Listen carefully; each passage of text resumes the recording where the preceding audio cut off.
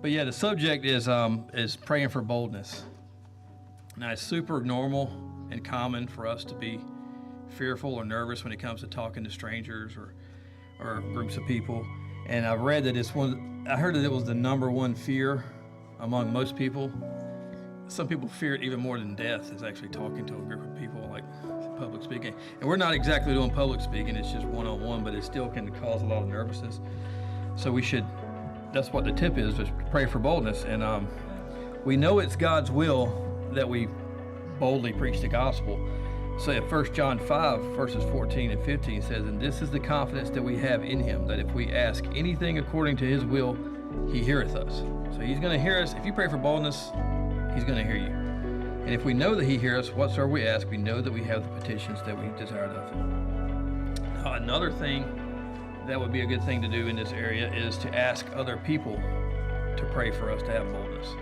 So, I'll go ahead and ask you right now, please, if you have a prayer list, put me on it, because I need boldness, and I'll put you guys on the list.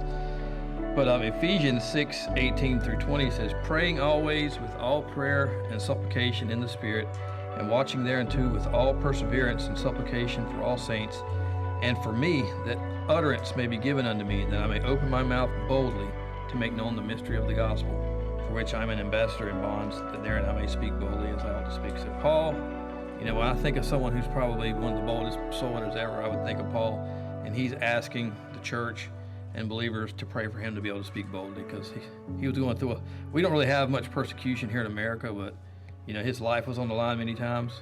And another thing is, if we're bold when we preach the gospel, others, like new soul winners or people never have done it before, they're going to see that, and it could cause them to be emboldened and to be preaching the gospel. And Philippians 1:14 gives us an example. It says, "Many of the brethren in the Lord, waxing confident by my bonds, were much more bold to speak the word without fear." So they were able to speak the word without fear because they saw what Paul was doing boldly and what he was going through. And I think this might be a good reason, one of the best reasons to be, when you first start soul winning, to be a silent partner. You're learning how to do it, and you're also seeing your soul winner actually being bold and preaching the gospel. And I'll give you this is what I've always done in the past, and it's helped me a lot. I can see it working almost instantly. When I'll go to a door, or I'm about to go to a door, especially when I was first starting out, I'd be super nervous.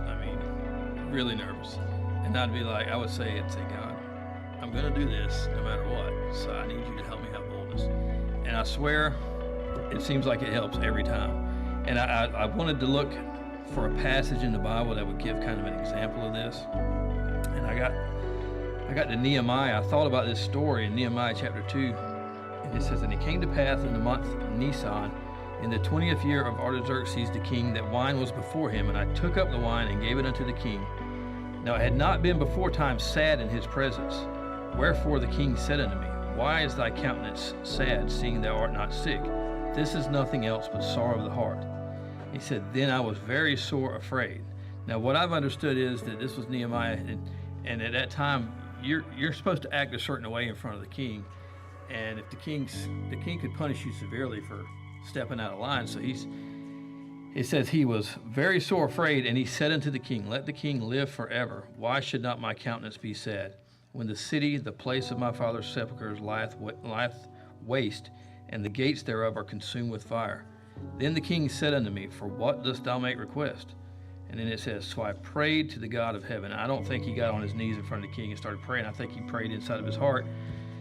And one of the things he was probably praying for was boldness. He's asking not to be afraid. As he prayed to the God of heaven, and I said unto the king, If it please the king, and if thy servant have found favor in thy sight, that thou wouldest send me unto Judah, unto the city of my father's sepulchres, that I may build it.